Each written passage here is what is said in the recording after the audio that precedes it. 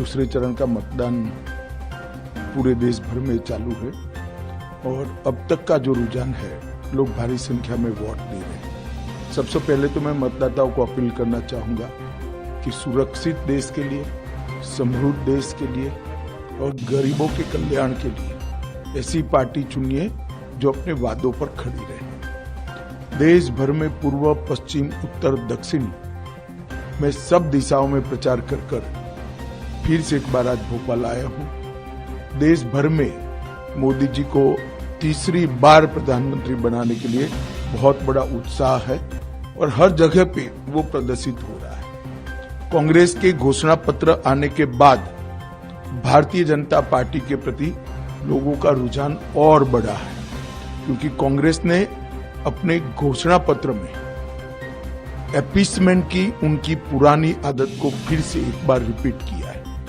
कांग्रेस के घोषणा पत्र में पर्सनल लॉ को हम आगे बढ़ाएंगे, ये बात की। मैं राहुल गांधी जी को पूछना चाहता हूं, पर्सनल लॉ को आप आगे बढ़ाएंगे तो क्या ये देश अब शरिया के आधार पर चलेगा?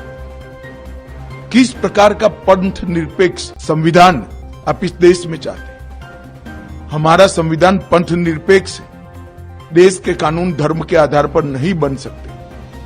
भारतीय जनता पार्टी ने अपने घोषणा पत्र में स्पष्टता के साथ कहा है, हम यूनिफॉर्म सिविल कोड को लाएंगे।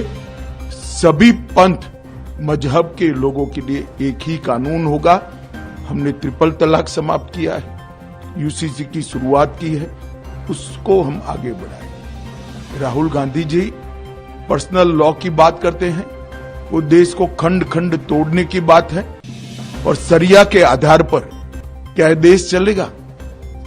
किसी एक धर्म के कानून के आधार पर ये देश नहीं चल सकता। ये देश में पर्सनल लॉ नहीं चल सकते।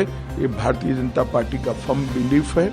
मोदी जी ने जो गरीब कल्याण के काम किए हैं, उसके कारण गरीबों में मतदान का बहुत उत्साह है। दलित, आदिवासी, पिछड़ा समाज और गांव के गरीब, सभी वर्ग के गरीब बहुत उत्साह के साथ मोदी जी के लिए वोटिंग कर रहे हैं और मुझे पूरा भरोसा है कि हम तीसरी बार देश के प्रधानमंत्री के रूप में 1 तारीख के बाद नरेंद्र मोदी को देखेंगे।